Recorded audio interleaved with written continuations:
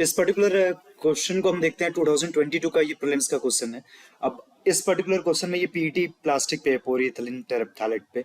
तो इसमें चार स्टेटमेंट्स हैं। अब चार स्टेटमेंट्स में अब ऐसे सवाल में क्या करना होता है कि अगर आपके स्टेटमेंट, नंबर ऑफ स्टेटमेंट्स तीन है या स्पेशली तीन से ज्यादा है, चार या पांच है, तो वैसे स्टेटमेंट्स को अब आपको सब स्टेटमेंट्स को देखना है। उसके बाद कुछ आपको एकदम सही लगेंगे, कुछ आपको एकदम गलत लगेगा, कुछ बीच का लगेगा। तो हर स्टेटमेंट के बारे में थोड़ा सा एनालिसिस कर लेना है और उसको कैटेगराइज कर लेना है कि कौन आपको सबसे ज्यादा सही लग रहा है, कौन आपको सबसे ज्यादा गलत लग रहा है, अगर ज्यादा कुछ नहीं पता है तो। और इसमें आप देख रहे होंगे जो ऑप्शंस में दो सही है दो गलत, इसका मतलब दो गलत है और दो सही है। तो कौन दो आपको ज्यादा सही लग रहा है, कौन दो आपको ज्यादा गलत लग रहा है।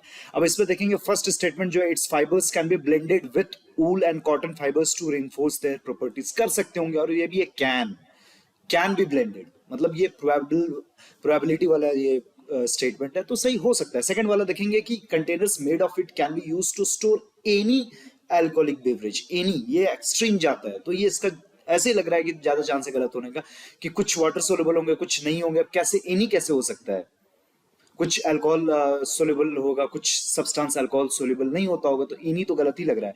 थर्ड है bottles made of it can B recycled into other products. Can, तो ये प्रोबेबल वाला स्टेटमेंट है, प्रोबेबिलिस्टिक स्टेटमेंट है, तो सही होने के चांस ज्यादा है। चौथा क्या है, articles made of it can B easily disposed of by incineration without causing greenhouse gas emissions। अब incineration कर रहे हैं वो भी without causing greenhouse gas emissions, की हल्की से भी ग्रीन हाउस नहीं निकले। कम निकले अलग बात है, लेकिन बिल्कुल ही नहीं निकले तो ये तो एक एक्सट्रीम स्टेटमेंट हो जाता है, तो गलत होने का चांस इसका ज्यादा है। तो अब यहां से देख लीजिए, आपको दो और चार ज्यादा गलत लगेगा, एक और तीन ज्यादा सही लगेगा, तो आपका आंसर यहीं से 1 और 3 आ जाएगा। अब ये इनफैक्ट इजी सवाल था, लेकिन इस ट्रिक को कि अगर तीन से ज्यादा स्टेटमेंट्स है, चार है, पांच है, छह है, तो आपको कैटेगराइज करना है कि अच्छा ये सही होने के ज्यादा चांस लग रहे हैं, ये गलत होने के ज्यादा चांस लग रहे हैं, ये बीच का 50-50 है, और उसके मुताबिक फिर आपको ऑप्शंस देखने हैं और फिर आपको आंसर निकालना है। तो अगर नंबर ऑफ स्टेटमेंट्स चार या चार से ज्यादा है, तो वो सवाल इन ऑल प्रोबेबिलिटी आपका गलत नहीं होना चाहिए।